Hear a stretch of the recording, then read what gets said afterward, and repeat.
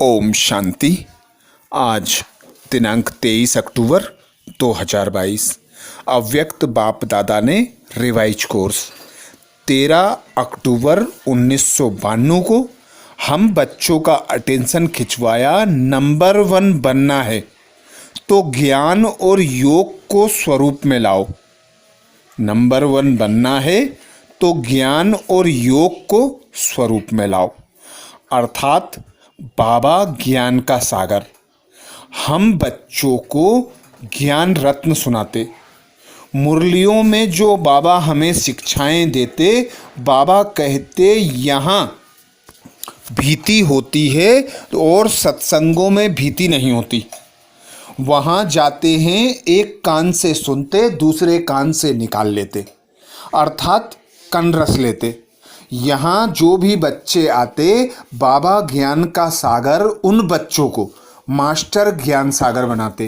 अर्थात जो भी ज्ञान सुनाते उस ज्ञान को धारण कराते, धारण कराकर स्वरूप में लाते। तो बच्चे बाबा के ज्ञान को सुनते, बाबा के ज्ञान का मनन चिंतन करते, बाबा के ज्ञान को अपने संकल्पों में, बोल में, चाल चलन, रहन सहन और कर्मों में लाते, अर्थात बाबा की प्रत्यक्षता कराते। तो ऐसे बच्चों को बाबा कहते ज्ञानी तू योगी आत्मा। क्योंकि जो बच्चे ज्ञान को सुनते हैं, ज्ञान को धारण करते हैं, उसका स्वरूप बनते हैं, वे बच्चे योग तो स्वतः ही लगाते हैं। क्योंकि ज्ञान को सुनना, ज्ञान का मनन करना, ज्ञान को धारण करना, अर्थात बाबा की स्मृति रहना। जो ईश्वरीय स्टूडेंट होते हैं वे शिक्षा को ध्यान में रखते हैं, तो उन्हें शिक्षा देने वाला शिक्षक भी याद रहता है। तो हमारा बाबा बाप भी है, टीचर भी है और सद्गुरु भी है।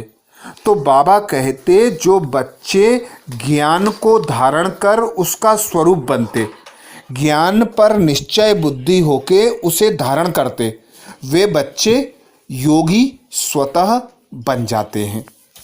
तो बाप दादा कहते एक ही मुरली को बाबा सब बच्चों को सुनाते, चाहे यहाँ सुनाते चाहे कहीं भी सुनते।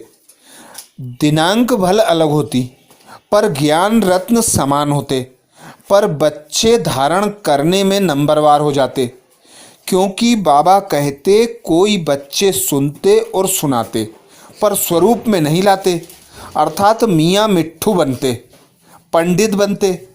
और जो बच्चे ज्ञान को सुनकर उसे धारण कर उसका स्वरूप बनते, उसे प्रत्यक्ष करते, तो बाबा कहते ऐसे बच्चे ज्ञान स्वरूप ज्ञानी आत्मा होते और वे ही योगी आत्मा भी स्वतः और सहज बन जाते। बाबा जो हम बच्चों को पढ़ाई पढ़ाते उसमें 4 सब्जेक्ट होते, चारों सब्जेक्टों का आपस में संबंध है। तो बाबा कहते चारों सब्जेक्ट को धारण करना इसमें मुश्किल क्या बात है। और चारों ही सब्जेक्ट का 1-2 के साथ परस्पर संबंध है। अगर एक सब्जेक्ट ज्ञान संपूर्ण विधि पूर्वक धारण कर लो, अर्थात ज्ञान के एक एक शब्द को स्वरूप में लाओ, तो ज्ञान है ही मुख्य 2 शब्दों का, जिसको रचयिता और रचना व अल्फ और बे कहते हैं। तो जिस बच्चे को रचयिता का ज्ञान हो जाता है, रचना का ज्ञान हो जाता है कि स्वयं भगवान आकर स्वर्ग की स्थापना करते हैं और हम बच्चे हमारे बाबा की रचना हैं, तो हम बच्चे भी इस रचना में बाबा के मददगार बनते और श्रेष्ठ स्वरूप को धारण करते। तो बाबा कहते अगर 2 शब्दों का ज्ञान हो गया, योग भी इन 2 शब्दों के आधार पर है। ज्ञान से योग का स्वतः संबंध है। जो ज्ञानी तू आत्मा है वह योगी तू आत्मा अवश्य ही है। बाप दादा कहते 63 जन्मों के जो पुराने संस्कार हैं, जो कमी कमजोरियां हैं, ब्राह्मण जीवन में कहाँ कहाँ विघ्न बनते हैं, बाबा कहते जिन बच्चों को पुराने संस्कार व कमजोरियां विघ्न बनती हैं अर्थात उनका ज्ञान कमजोर है, वे ज्ञान का स्वरूप नहीं बने हैं। क्योंकि ज्ञान का स्वरूप जो बच्चे बनते हैं उनका नेचुरल नेचर में ज्ञान आ जाता है, और जिन बच्चों का नेचुरल नेचर ज्ञान बन जाता है उनका नेचुरल नेचर योग भी स्वतः और सहज बन जाता है। अर्थात वे बच्चे ज्ञानी योगी तु आत्मा सहज और स्वतः बन जाते हैं। बाबा कहते नेचुरल नेचर, नेचुरल स्वभाव संस्कार ही धारण स्वरूप होंगे। तो धारणा का भी संबंध बाबा कहते इन्हीं दो सब्जेक्टों से है। ज्ञान का सब्जेक्ट योग से और योग का संबंध धारणा से। बार बार पुरुषार्थ नहीं करना पड़ेगा कि इस गुण को धारण करूं, उस गुण को धारण करूं, लेकिन पहले फाउंडेशन के समय ही ज्ञान योग और धारणा को अपनी जीवन में बना दो, तो यह तीनों सब्जेक्ट ऐसी आत्मा को स्वतः और स्वाभाविक अनुभूति पर कराते हैं। अर्थात वे रोज अभ्यास में आने लगते हैं। इसलिए ऐसी आत्माओं को सहज योगी, सहज ज्ञानी, सहज धारणा मूर्त कहा जाता है। तीनों सब्जेक्ट का कनेक्शन हो गया। जिसके पास इतनी अनुभूतियों का खजाना संपन्न होगा, ऐसी संपन्न मूर्तियां ही मास्टर दाता बन जाती हैं। दाता अर्थात सेवाधारी। तो वे ही बच्चे स्वतः और सहज गुण ज्ञान तथा शक्तियों का दान करते हैं, अर्थात सेवा करते हैं। तो सेवा का सब्जेक्ट भी इनसे जुड़ गया। तो ज्ञान से संबंध योग का, योग और ज्ञान का संबंध धारणा से, और ज्ञान योग धारणा का संबंध सेवा से। तो चारों ही सब्जेक्ट स्वतः और सहज धारण हो जाते हैं। तो बाप दादा कहते दाता देने के बिना रह नहीं सकता। दातापन के संस्कार से स्वतः ही सेवा का सब्जेक्ट प्रैक्टिकल में सहज हो जाता है। तो चारों का ही संबंध हुआ ना। कोई कहे कि मेरे में ज्ञान तो अच्छा है लेकिन धारणा में कमी है, तो उसको ज्ञानी नहीं कहा जाएगा। बाबा कहते देते तब हो जब तुम्हारे पास होता है। तो बाबा कहते एक है समझना, दूसरा है स्वरूप में लाना। समझने में सभी होशियार हैं, समझाने में भी सभी होशियार हैं, लेकिन नंबर 1 बनना है तो ज्ञान और योग को स्वरूप में लाओ। फिर नंबरवार नहीं होंगे लेकिन नंबर 1 होंगे। तो सुनाया कि आज सत शिक्षक अपने चारों ओर के ईश्वरीय विद्यार्थियों को देख रहे थे। तो क्या देखा? सभी नंबर 1 दिखाई दिए व नंबरवार दिखाई दिए। क्या रिजल्ट होगी? बाप दादा पूछते क्या रिजल्ट दिखाई होगी? वह समझते ही हो कि नंबर 1 तो एक ही होगा, हम तो नंबरवार में ही आएंगे। फर्स्ट डिवीज़न में तो आ सकते हो ना, इसमें एक नहीं होता।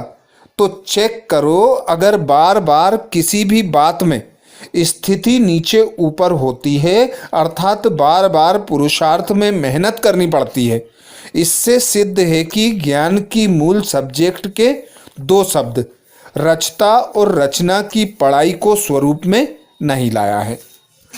आज दीपावली मनाने आए हैं। मनाने का अर्थ क्या है? दीपावली में क्या करते हो? दीप जगाते हो। आजकल तो लाइट जलाते हैं, और लाइट पर कौन आते हैं? परवाने आते हैं। और परवानों की विशेषता क्या होती है? फिदा होना। तो दीपावली मनाने का अर्थ क्या हुआ? तो फिदा हो गए हो या आज होना है? हो गए हो या होना है? तो बाप दादा से सभी कहते हो गए हैं। तो दीपावली तो मना ली, फिर क्यों मनाते हो? जब फिदा हो गए तो दीपावली मना लिया और बीच बीच में चक्कर लगाते जाते हो। बाप दादा कहते जब दीपावली मना ली तो फिर बार बार दीपावली क्यों मनाते हो, चक्कर क्यों लगाते हो? फिदा हो गए लेकिन थोड़े पंख अभी हैं, उससे थोड़ा चक्कर लगा लेते हो। तो चक्कर लगाने वाले तो नहीं हो ना। चक्कर लगाना अर्थात किसी न किसी माया के रूप से टक्कर खाना। माया से टक्कर खाते हो या माया को हार खिलाते हो? वह कभी विजय प्राप्त करते, कभी टक्कर खाते हो। दीपमाला यह अपना ही यादगार मनाते हो। आपका यादगार है ना कि मुख्य आत्माओं का यादगार है? आप देखने वाले हो, आप सबका यादगार है। इसलिए आजकल बहुत अंदाज दीपक के बजाय छोटे छोटे बल्ब जला देते हैं। दीपक जलाएंगे तो संख्या फिर भी उससे कम हो जाएगी, लेकिन आपकी संख्या तो बहुत है, तो सभी की याद में अनेक छोटे छोटे बल्ब जगमगा देते हैं, तो अपना यादगार मना रहे हैं।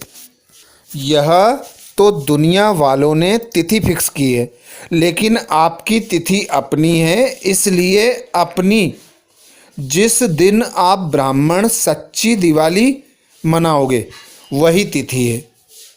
तो तिथि फिक्स करो। ब्राह्मण से ही बाबा कहते तिथि निकलवाते हैं।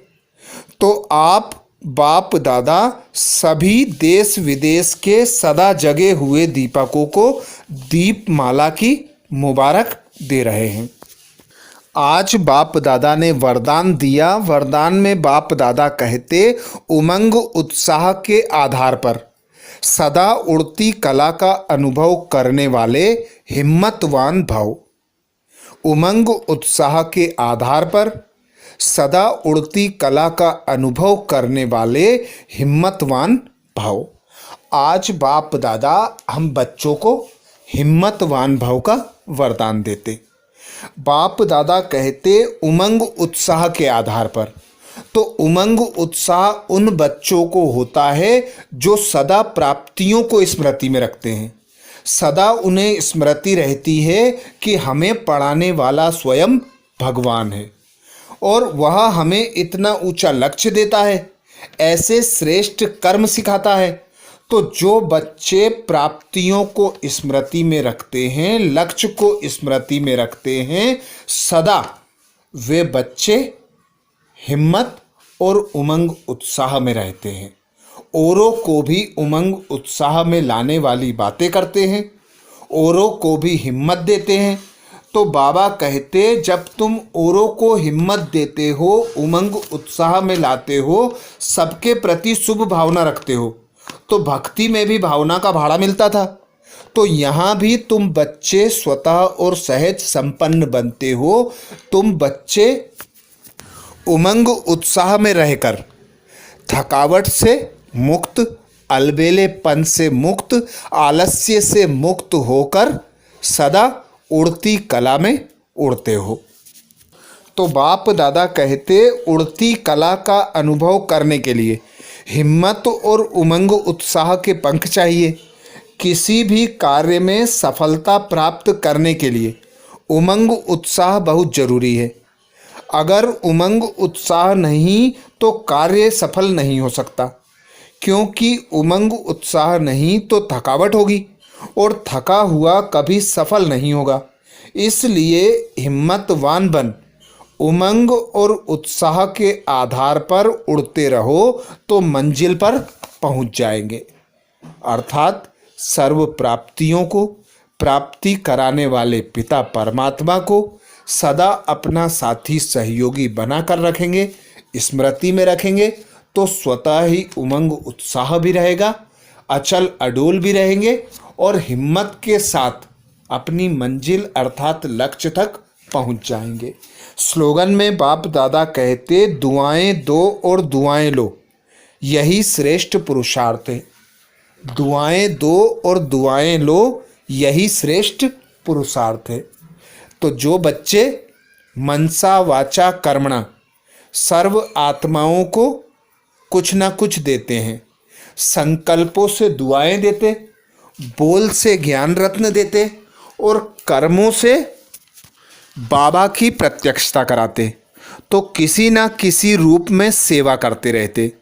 तो बाबा कहते, जो बच्चे सर्व आत्माओं के प्रति शुभ भावना शुभ कामना रखते, बेहद की बुद्धि रखते, सर्व के प्रति शुभ चिंतन चलाते, उन बच्चों द्वारा और आत्माओं को हिम्मत प्रदान होती, शक्ति प्रदान होती, तो वे बच्चे भी रिटर्न में बाबा कहते दुआएं देते हैं। क्योंकि ब्राह्मणों के लिए कहावत है कि देने में ही लेना समाया हुआ है। तो जो बच्चे सर्व आत्माओं को दुआएं देते हैं, उन्हें सभी से दुआएं प्राप्त होती हैं और वे ही बच्चे संपन्न और संतुष्ट बनते हैं। अच्छा, ओम शांति।